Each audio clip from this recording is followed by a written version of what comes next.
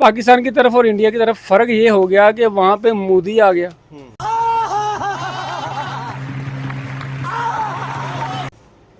हमारे हिसाब से तो मोदी बड़ा जालिम आदमी है। अरे कौन भौंक रहा है ये बदतमीज। ये पाकिस्तानी समझते हैं। हम समझते हैं ना, हम पाकिस्तानी समझते हैं, लेकिन अगर आप उसका वो पूरा दौर हुकूमत जो जब से ये वज़ीर-ए-आज़म बना है, आप उसका पूरी डिटेल देख लें तो मेरा ख्याल है कि इंडिया में वहद है जो जनाब अपनी कौम और मुल्क के लिए सिंसियर है वो। सिंसियर है। इंडिया नरेंद्र मोदी के दौर में तकरीबन आजकल इकानमी के हालात में 5 नंबर पे तगड़ा मुल्क है। चाइना के बाद इधर बरसगीर में इंडिया जो है वाहिद मुल्क है जो चाइना को भी टक्कर देता है यूएसए की मदद से। तो इंडिया का तो बात ही नहीं कर, क्योंकि वो लोग अब हमें अपना दुश्मन भी नहीं मानते। इंडिया अपना दुश्मन चाइना को मानते हैं। हम पाकिस्तान वैसी बकारियों की तरह, कभी उधर शहबाज शरीफ की तरह, कभी उधर कभी उधर।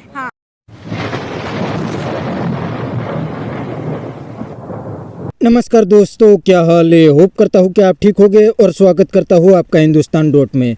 दोस्तों, जब नरेंद्र मोदी जी पहली बार इंडिया के प्राइम मिनिस्टर बने तब हर दिन पाकिस्तानी मोदी जी के सामने जहर उगलते थे। लेकिन दोस्तों, अब पाकिस्तान का हाल बिल्कुल भिखारी जैसा हो गया है और पाकिस्तानी पब्लिक को आटे की लाइन में लगना पड़ता है।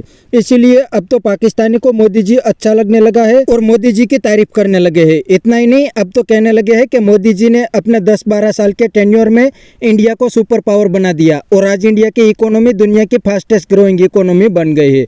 और दूसरी साइड पाकिस्तानी पॉलिटिशियन ने मिलकर पाकिस्तान को बिल्कुल भिखारी जैसा बना दिया।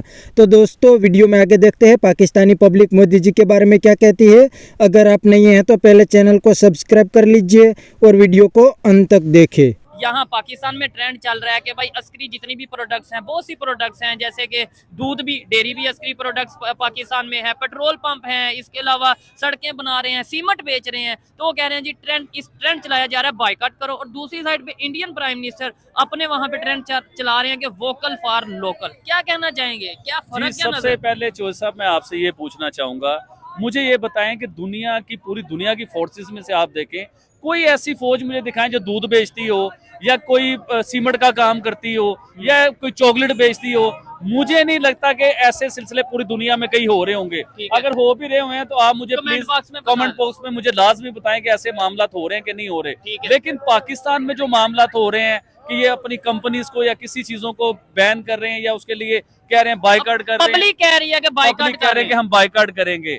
लेकिन अब हम कंपेयर करते हैं हिंदुस्तान के साथ। देखिए, अभी वोकल फॉर लोकल की आपने बात की, देखिए हिंदुस्तान क्या कर रहा है और हिंदुस्तान के प्राइम मिनिस्टर क्या कर रहे हैं। उन्होंने क्या ऐलान किया कि हर शहर की जो प्रोडक्ट है उन्हें अपने लोगों का उसके ऊपर फोकस करे, उसे परचेज करे, उन्हें यूज करे, क्योंकि अपने शहर की इकोनॉमी भी बेहतर हो उस चीज को लेके।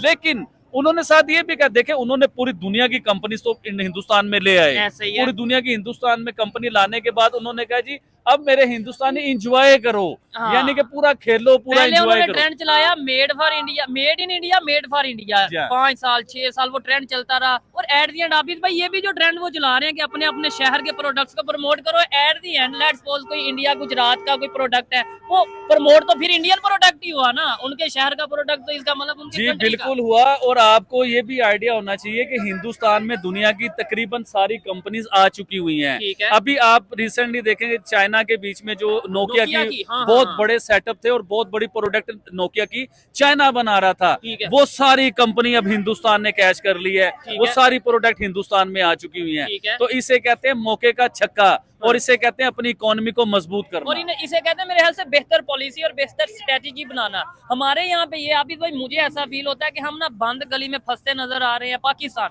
हमें ये नहीं पता चल रहा कि हमारा दोस्त कौन है, हमारा दुश्मन कौन है। इंडिया को तो हमने दुश्मन डिक्लेयर कर दिया कि लो जी इंडिया दुश्मन है, इसे ट्रेड नहीं करना। अच्छा, चाइना जिसे दोस्त कहते हैं उसकी भी नहीं समझ लग रही। मैं बताता हूँ, देखिए बंद गली की जो आपने बात की ना, हकीकतन हमें बंद गली में बंद करके और बाहर से एक दरवाजा लगा के उसे ताला लगा दिया गया हुआ है कि हम उस गली से बाहर बिना निकले।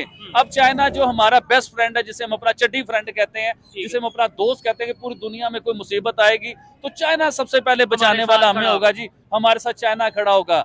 आपको याद होगा चाइना ने एक लिस्ट अपनी जारी की है जिसमें उसने बताया कि पूरी दुनिया के बीच में जहां जहां उसने अपना कर्जा दिया हुआ, पाकिस्तान नंबर 1 पे आया। 29 बिलियन का जो है ना कर्जा ही पाकिस्तान को बताया गया। अब मैं चाइना से ये बात करना चाहूंगा कि चाइना तो अपना है, अपने थोड़ा सा तो आसरा कर लेते हैं यार, लेकिन चाइना ने थोड़ा सा भी आसरा नहीं किया। पहले हमारा क्या पर्दा- जरूरत थी भाईजान, क्या जरूरत थी चाइना को वो लिस्ट जारी करने की, पूरी दुनिया में पाकिस्तान की रसवाई करवाने की, पूरी दुनिया में बताने की कि 29 बिलियन का कर्जई जो है ना वो पाकिस्तान भी मेरा है। थोड़ा सा तो उसे ख्याल कर लेना चाहिए था। इस तरह तो IMF ने भी हमें जलील नहीं किया जिस तरह ये चाइना हमें जलील कर रहा है। ठीक है, और मैं ये चीज समझता हूँ कि भाई देखे दोस्ती का तो यही मकसद है ना कि लेट्स सपोज मैंने अगर आबिद भाई के पैसे देने हैं 10 लाख 20 लाख, आबिद भाई बजाय पूरे बाजार में ये कहेंगे सोहेब ने मेरे पैसे देने हैं, मुझे पर्सनली कह सकते हैं, ठीक है। तो पूरी दुनिया में अनाउंस किया, नंबर 1 पे हम आए, पाकिस्तानी टॉप किया हम लोगों ने कर्जा देने में। हमें कभी ये सुनने को नहीं मिलता कि यार हमने इकोनॉमी में टॉप कर रहे हैं, हम एजुकेशन में टॉप कर रहे हैं,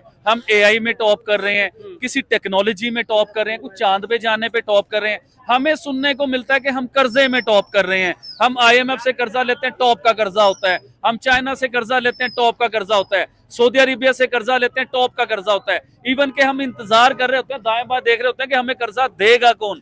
तो हमें इसके ऊपर बड़ा सोचने की जरूरत है कि हम टॉप कर रहे हैं कर्जों के बीच में, हमें टॉप करना चाहिए अपने मुल्क के लिए, अच्छा ही करना। जबरदस्त। आबिद भाई एक खबर ये भी है, खबर नहीं बल्कि ट्रेंड ये भी चल रहा है, शायद आपने देखा हो कि भाई अभी ओवरसीज पाकिस्तानी ये कह रहे हैं कि हम पाकिस्तान में डॉलर नहीं भेजेंगे।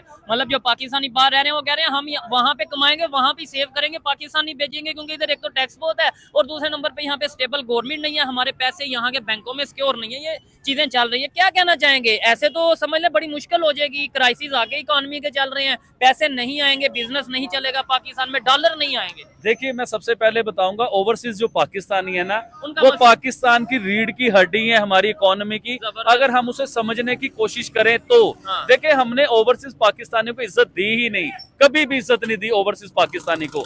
और सबसे बड़ी बात, ओवरसीज पाकिस्तानी देखें उधर जाके मेहनत करता है, डॉलर कमाता है, वो डॉलर पाकिस्तान भेजता है, उस डॉलर को पाकिस्तान भेजने के ऊपर भी बहुत बड़ा टैक्स देना पड़ता है उन्हें।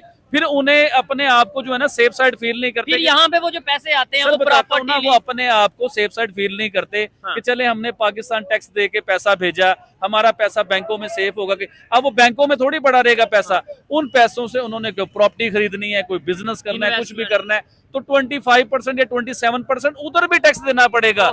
अच्छा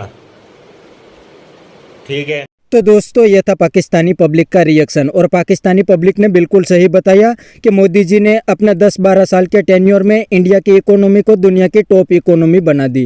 और मोदी जी ने इंडिया के लिए काफ़ी सारे इनिशिएटिव भी लिया, उसमें से एक बहुत बड़ा इनिशिएटिव है made in India. Made in India के थ्रू दुनिया की हर बड़ी कंपनी ने अपना मैन्युफैक्चरिंग प्लांट इंडिया में लगा दिया, और आज इंडिया में मैन्युफैक्चरिंग करके पूरी दुनिया में एक्सपोर्ट भी करते हैं। और दूसरी साइड पाकिस्तान में कोई इन्वेस्टमेंट करने के लिए तैयार नहीं है, क्योंकि अगर पाकिस्तान में कोई इन्वेस्टर आता है तो पाकिस्तान आर्मी और गवर्नमेंट उनसे भी अपना परसेंटेज लेते हैं।